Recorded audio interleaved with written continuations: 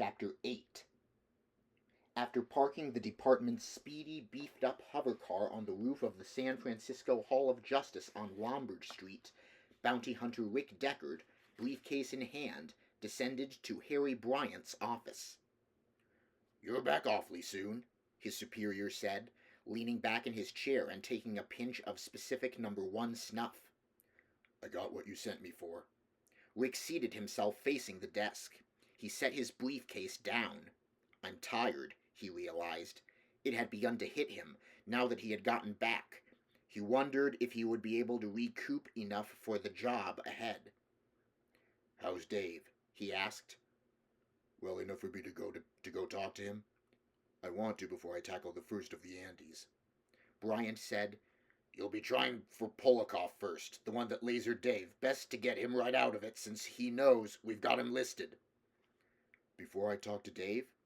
Bryant reached for a sheet of onion skin paper, a blurred 3rd or 4th carbon. "Polikoff has taken a job with the city as a trash collector, a scavenger." "Don't only specials do that kind of work?" "Polikoff is mimicking a special, an ant head. Very deteriorated, or so he pretends to be. That's what suckered Dave. Polikoff apparently looks and acts so much like an ant head that Dave forgot." "Are you sure about the Voight-Kampff scale now? You're absolutely certain, from what happened up in Seattle, that—" "I am," Rick said shortly. He did not amplify. Bryant said, "I'll take your word for it. But there can't be even one slip-up." "There never could be in anti-hunting. This is no different." "The Nexus 6 is different." "I already found my first one," Rick said, "and Dave found 2. 3 if you count Polikoff." "Okay, I'll retire Polikoff today, and then maybe tonight or tomorrow talk to Dave." He reached for the blurred carbon, the poop sheet on the android Polikoff. "One more item," Bryant said. "A Soviet cop from the WPO is on his way here.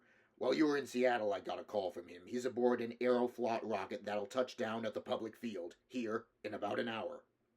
Sandor Kadalyi, his name is." "What's he want?"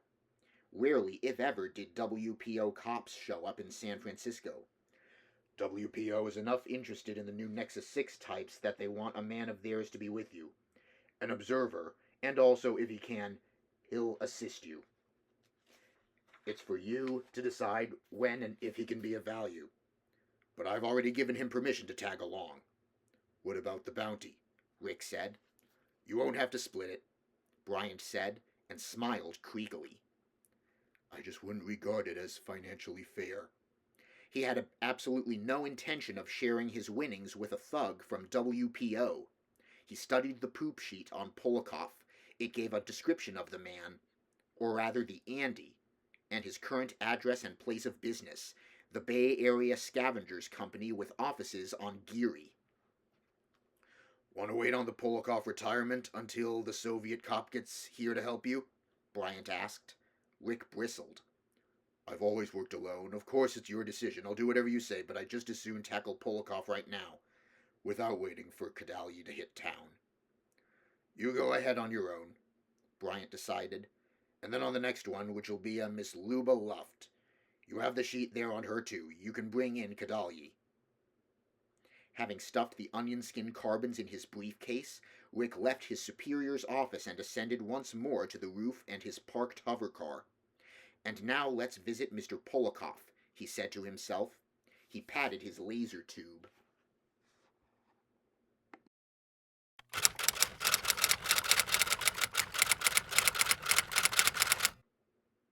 For his first try at the android Polikoff, Rick stopped off at the offices of the Bay Area Scavengers Company.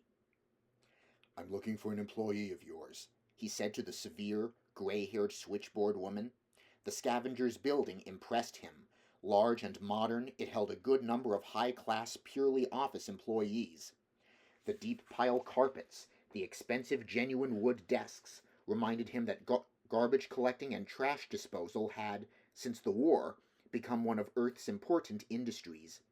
The entire planet had begun to disintegrate into junk, and to keep the planet habitable for the remaining population, the junk had to be hauled away occasionally. Or, as Buster Friendly liked to declare, Earth would die under a layer. Not of radioactive dust, but of kipple. Mr. Ackers, the switchboard woman informed him. He's the personnel manager. She pointed to an impressive but imitation oak desk at which sat a prissy, tiny, bespectacled individual, merged with his plethora of paperwork. Rick presented his police ID. Where's your employee Polikoff right now, at his job or at home?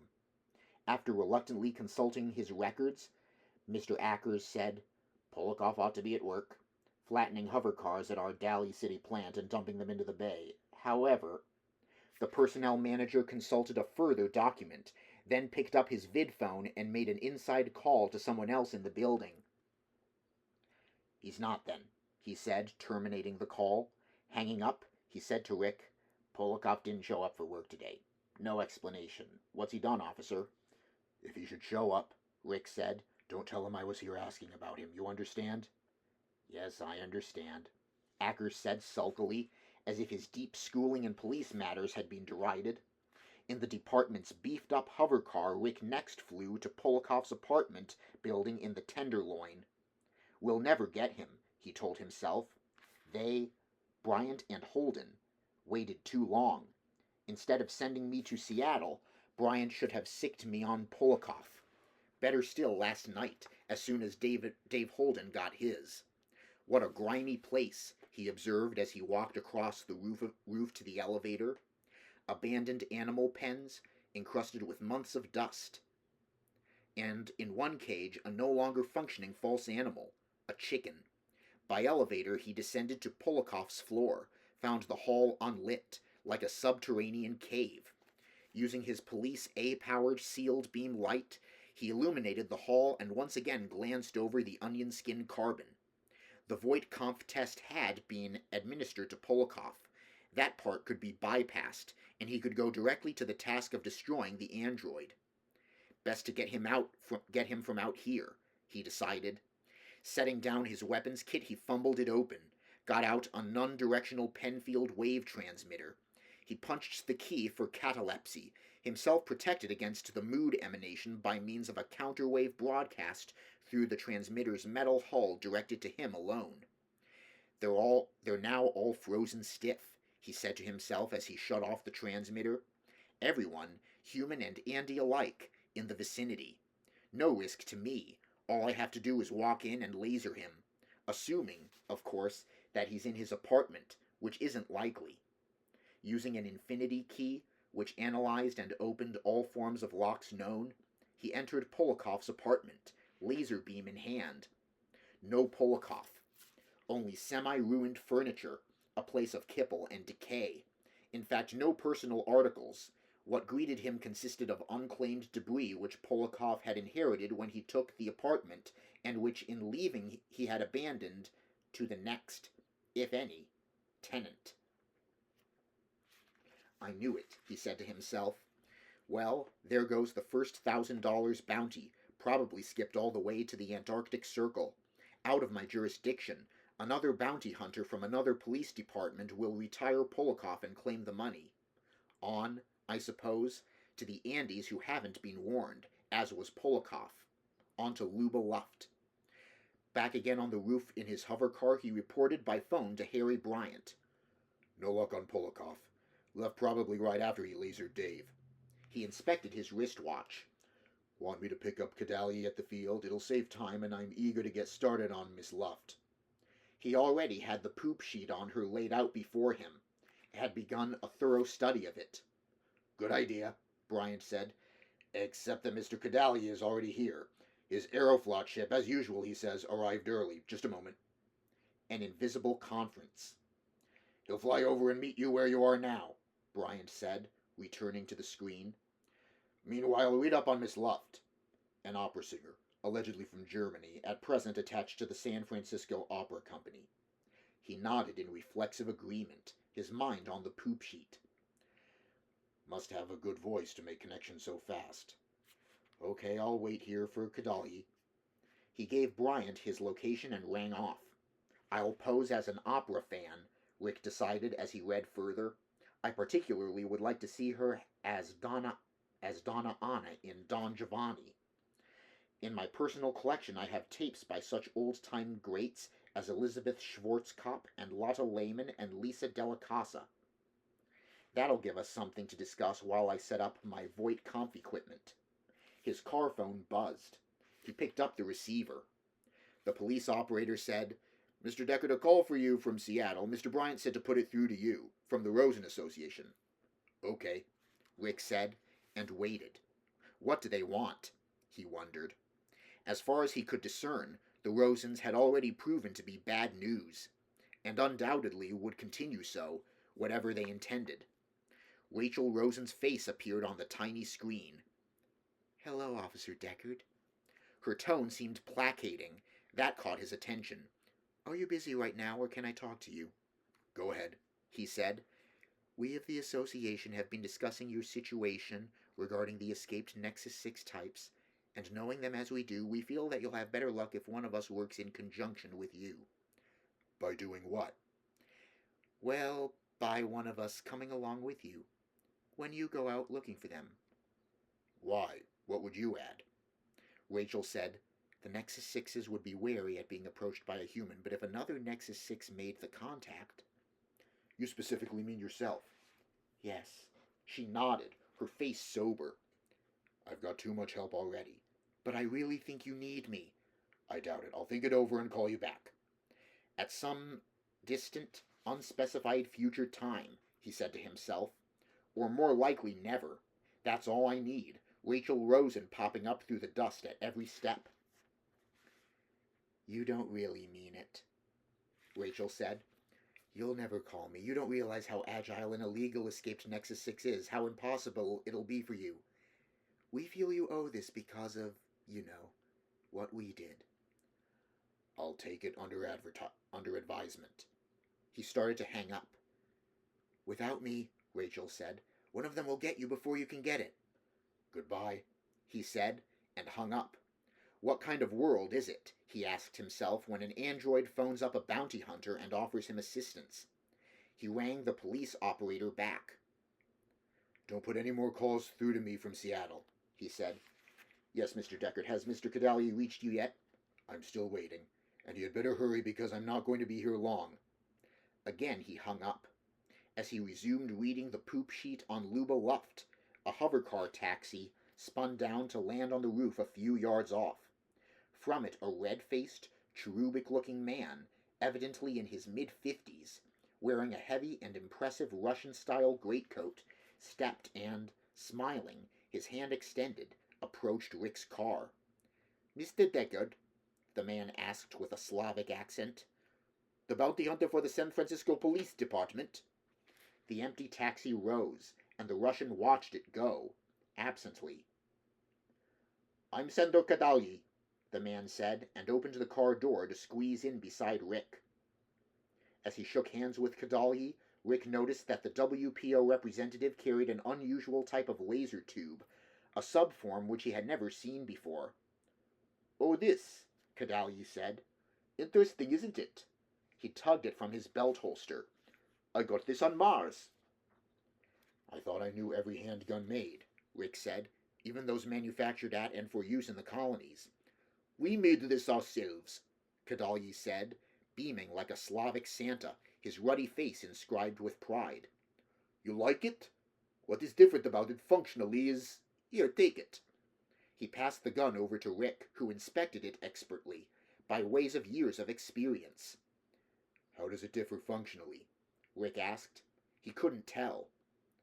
"Press the trigger." Aiming upward out the window of the car, Rick squeezed the trigger of the weapon. Nothing happened. No beam emerged. Puzzled, he turned to Cadalli. "The triggering circuit," Cadalli said cheerfully, "isn't attached. It remains with me, you see?" He opened his hand, revealed a tiny unit, "and I can also direct it within certain limits, irrespective of where it's aimed." "You're not Polakov, you're Cadalli," Rick said. "Don't you mean that the other way around? You're a bit confused." "I mean you're Polakov, the android. You're not from the Soviet police." Rick, with his toe, pressed the emergency button on the floor of his car. "Why won't my laser tube fire?" Cadalli Polakov said. switching on and off the miniaturized triggering and aiming device which he held in the palm of his hand. A sine wave, Rick said, that phases out laser emanation and spreads the beam into ordinary light. Then I'll have to break your pencil neck!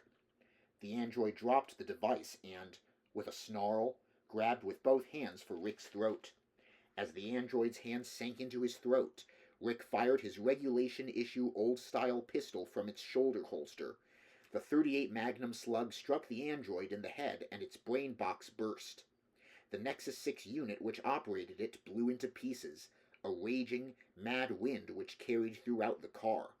Bits of it, like the radioactive dust itself, whirled down on Rick. The retired remains of the android rocked back, collided with the car door, bounced off and struck heavily against him. He found himself struggling to shove the twitching remains of the android away. Shakily, he at last reached for the car phone, called into the Hall of Justice. "Shall I make my report?" he said. "Tell Harry Bryant that I got Polikoff." "You got Polikoff. He'll understand that, will he?" "Yes," Rick said, and hung up. Christ, that came close, he said to himself. I must have overreacted to Rachel Rosen's warning. I went the other way until it almost finished me. But I got Polikoff, he said to himself. His adrenal gland, by degrees, ceased pumping its several secretions into his bloodstream. His heart slowed to normal. His breathing became less frantic. But he still shook. Anyhow, I made myself $1,000 just now, he informed himself. So it was worth it. And I'm faster to react than Dave Holden. Of course, however, Dave's experience evidently prepared me. That has to be admitted. Dave had not had such warning. Again picking up the phone, he placed a call home to his apt, to Iran. Meanwhile, he managed to light a cigarette. The shaking had begun to depart. His wife's face, sodden with the 6-hour self-accusatory depression which she had prophesied, manifested itself on the vid screen. "Oh, hello, Rick." "What happened to the 594 I dialed for you before I left? Pleased acknowledgement of—" "I redialed as soon as you left. What do you want?" Her voice sank into a dreary drone of despond. "I'm so tired and I just have no hope left of anything. Of our marriage and you possibly getting killed by one of those Andys.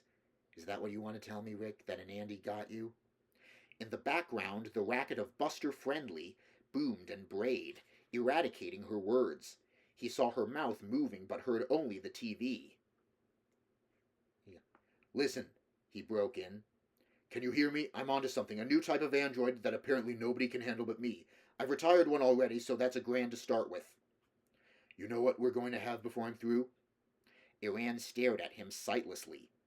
"Oh," she said, nodding. "I haven't said yet." He could tell now. Her depression this time had become too vast for her even to hear him. For all intents, he spoke into a vacuum. "I'll see you tonight," he finished bitterly and slammed the receiver down. "Damn her," he said to himself. "What good does it do, my risking my life? She doesn't care whether we own an ostrich or not. Nothing penetrates. I wish I had gotten rid of her 2 years ago when we were considering splitting up. I can still do it," he reminded himself. Broodingly, he leaned down, gathered together on the car floor his crumpled papers, including the info on Luba Luft. "No support," he informed himself. "Most androids I've known have more vitality and desire to live than my wife. She has nothing to give me." That made him think of Rachel Rosen again. Her advice to me as to the Nexus 6 mentality, he realized, turned out to be correct. Assuming she doesn't want any of the bounty money, maybe I could use her. The encounter with Kadalyi Polikoff had changed his ideas rather massively. Snapping on his hovercar's engine, he whisked nippity-nip up into the sky, heading toward the old War Memorial Opera House, where, according to Dave Holden's notes, he would find Luba Luft this time of the day. He wondered, now, about her, too. Some female androids seemed to him pretty. He had found himself physically attracted by several, and it was an odd sensation, knowing intellectually that they were machines, but emotionally reacting anyhow. For example, Rachel Rosen. No, he decided, she's too thin. No real development, especially in the bust. A figure like a child's, flat and tame. He could do better. How old did the poop sheet say Luba Luft was? As he drove, he hauled out the new, wrinkled notes, found her so-called age. 28, the sheet read. Judged by appearance, which, with Andy's, was the only useful standard. It's a good thing I know something about opera, Rick reflected. That's another advantage I have over Dave. I'm more culturally oriented. I'll try one more Andy before I ask Rachel for help, he decided. If Miss Luft proves exceptionally hard. But he had an intuition she wouldn't. Polikoff had been the rough one. The others, unaware that anyone actively hunted them, would crumble in succession, plugged like a file of ducks. As he descended toward the ornate, expansive roof of the opera house, he loudly sang a potpourri of arias, with pseudo-Italian words made up on the spot by himself. Even without the Penfield mood organ at hand, his spirits brightened into optimism, and into hungry, gleeful anticipation.